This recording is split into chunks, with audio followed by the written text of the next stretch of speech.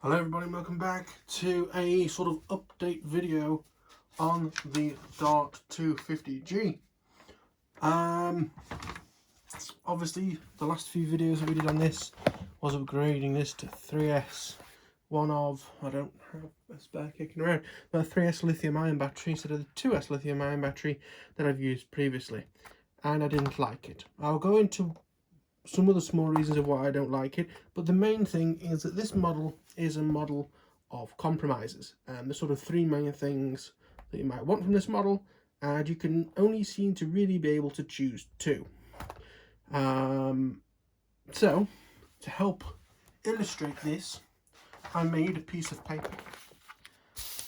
Here we are. Now, the three things that you seem to try and balance with this plane but struggle with is flight time. We know that this plane can fly for a very long time. How nice it is to fly. And power, as illustrated by Jeremy Clarkson. Now, the original version of this that I had, that was 2S, flew brilliantly and had a very good flight time of about 30 minutes. The problem was, if you wanted to try and get any height or anything, it took a million years and you're on the edge of a stall. So I reformatted the plane and I made it 3S. And what was great is that gave you the power as required, and you still had flight time, if anything, slightly more. But problem is, it flew like a brick. There are some other good things about this change. So on 2S, you do have issues where the servos will start slowing down a bit as it gets lower in the battery voltage, as well as the motor cutting out even when it shouldn't. That is a problem. But on the other side of that, 3S, you have to do this silly setup. We have the flight controller right in the front, and you've got all these cables trying to get the battery under. It is slightly my fault. I laid my batteries out with 3 cells in a row instead of 2 cells and then one on top. So this is the 2 cell, just another cell there. I did them with the other cell being here, which is possibly my own fault. But that's all fine and dandy. And of course, if you want something that flies nice with power, you probably use something like this, which is a 1400 3S LiPo battery. Weighs about the same as a 2 cell, if anything slightly lighter, and it will give you the 3S punch, and that is fine. But then of course you sacrifice flight time, so again you can have 2 and forget 1. That's the way this plane seems to be.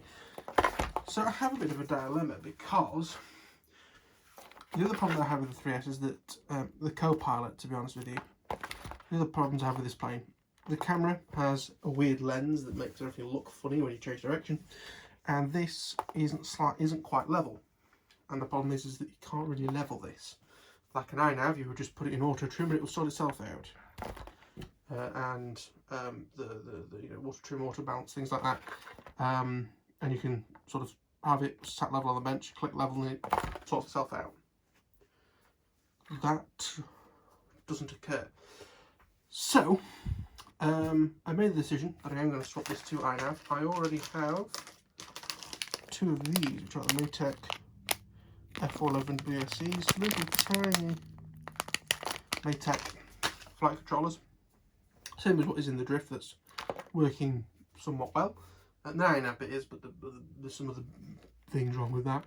But the problem was, I was trying to decide, okay, I'm going to put iNav in it, but is iNav going here, with 3S battery here or there?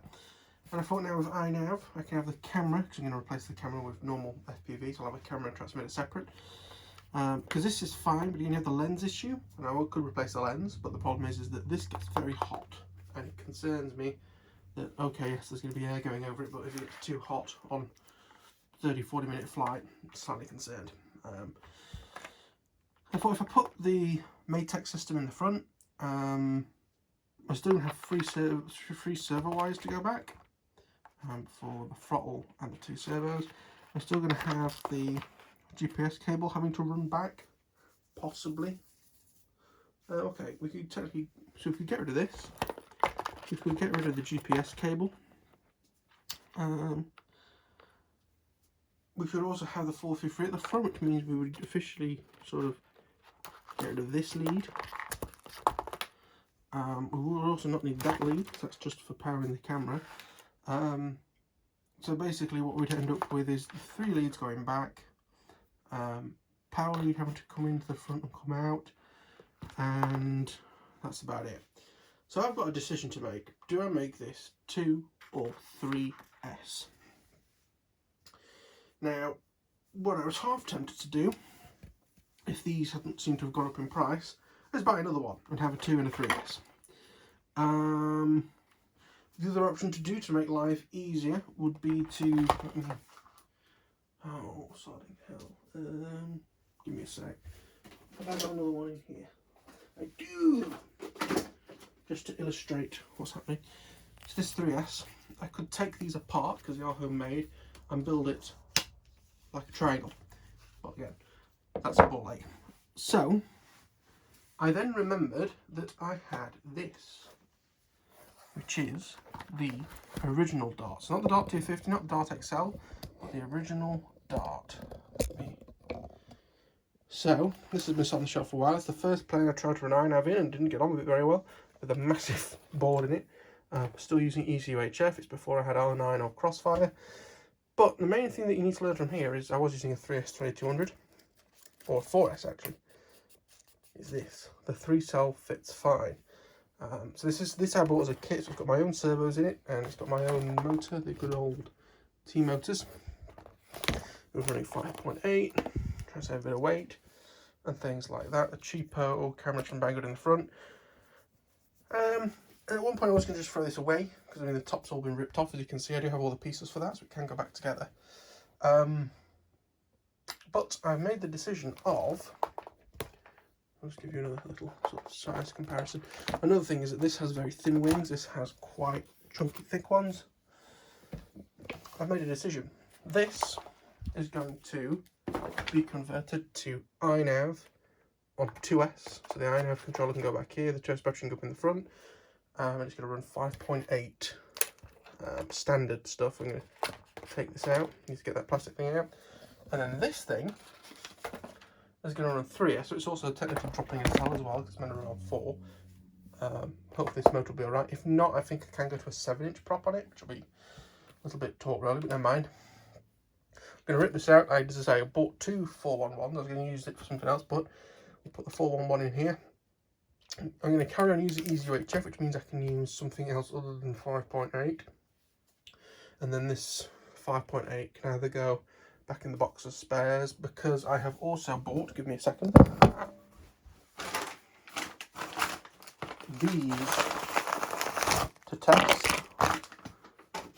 after some of the issues I've had with other things. So these are the Rush FPV transmitters. So this is the Rush Tank Mini. Bought 2 of those, so they're incredibly small. Actually, they look massive. They're maybe 20 by 20, but that looks massive. It is about the same size as the 411 flight controller, so that's good. Got 2 of those. And then this actually is for the mini drag, which is the solo tank, which can do up to 1.6 watts of 5.8. Goodness. We've got those to put in, depending on what I decide to do. I might take this out and put it on the Easy Glider. I think I'm going to nick stuff from the Easy Glider to use. So I think the video transmitter is going to go in. Hang on. Yeah, so I think that the Easy Glider, the video transmitter, that's the 1.3, is going to go on this, and then the camera for that is going to go in here instead of the whatever this is. Oh, it depends what'll fit, because the mechanics cameras are just such a bloody nightmare. They are a real pain in the bottom. Yeah, that may or may not happen. I haven't quite decided yet. We'll see. But yeah, so you're going to be seeing sort of 2 reconfiguring videos. You're going to watch me convert this back to 2-cell by iNav, and then upgrading the old Dart to some new equipment. But yeah, it's going to be ever so exciting. Yes, and I think I'm going to sell my last brand new Copilot. As I say, this is going to go in a different model that I have an idea for that doesn't need an on-screen display at all. It's using something very different. That might help you point towards what it might be. But yeah, so I've got these both in to get looked at, and we will look again at these started ever so soon. But I thank you for watching this quick little update on the Dart 250, and of course on the just Dart, I guess is what it is. And yeah, I'll see you all in the next one. Bye bye.